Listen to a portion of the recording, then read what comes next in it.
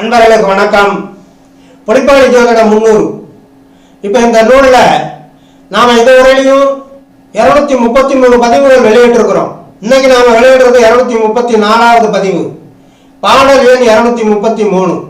ஒரு ஜாதகருக்கு குருதசை நடக்கிற காலங்களில் அந்த ஜாதகருக்கு எந்த மாதிரியான சுப பலன்கள் விளையும், எந்தெந்த புத்திகளில் அந்த சுப பலன்கள் கிடைக்கும், குருதசையில எந்தெந்த புத்திகளில் அசுப பலன்கள் கிடைக்குங்கிறத தொடர்ச்சியாக சொல்ல போறாங்க ஒரு 9 பாடல்ல. இப்ப இந்த குரு மகாதசை தொடங்கின உடனே சுய புத்தி நடக்கிறத இந்த 233வது பாடல்ல சொல்றாங்க. முதல்ல அந்த பாடலை பார்த்துருவோம், அதுக்கப்புறம் அதற்குண்டான விளக்கங்களை பார்ப்போம்.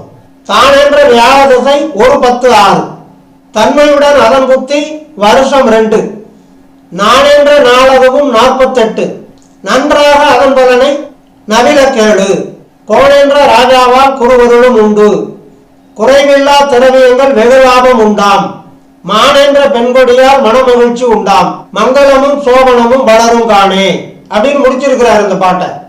அப்ப தானென்ற வியாழ திசை ஒரு 10-6 அப்படின்னா ஒரு 10 + 6 16 வருஷம், தன்மையுடன் அதன் புத்தி வருஷம் 2, நானென்ற நாளதுவும் 48, 2 வருஷம் 1 மாசம் 18 நாள், நன்றான அதன் பலனை நவில கேளு அப்படின்னு சொல்லி தொடர்ந்து அந்த குரு தசையில குரு புத்தி அதாவது சுய புத்தியில எந்த மாதிரியான நல்ல பலன்கள் விளையுங்கிறத சொல்ல போறேன் கேளுங்கிறார்.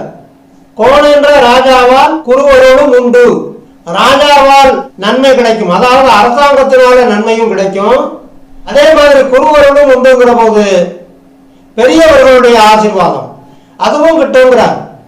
இது தவிர குறைவில்லா திரவியங்கள் லாபம் உண்டாங்கிறார்.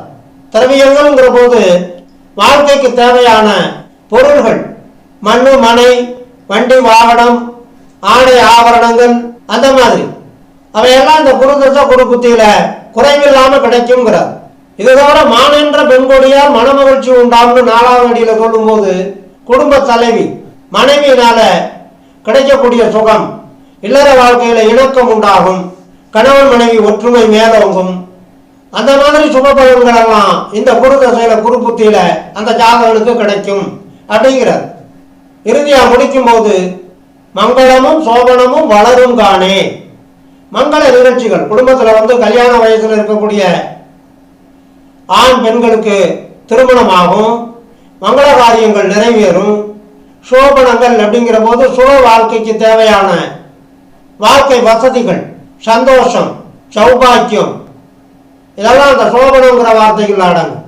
அவையெல்லாம் இந்த குரு திசையில குரு புத்தியில நடக்கும். பொதுவாக நாம் இந்த நவக்கிரகங்கள்ல சூரியன், சந்திரன், செவ்வாய், புதன், குரு, சுக்கிரன், சனி, ராகு, கேதுன்னு இந்த 9 கிரகங்கள்லயே சுப்ரீம் பவர் உள்ளது குரு பகவான் தான்.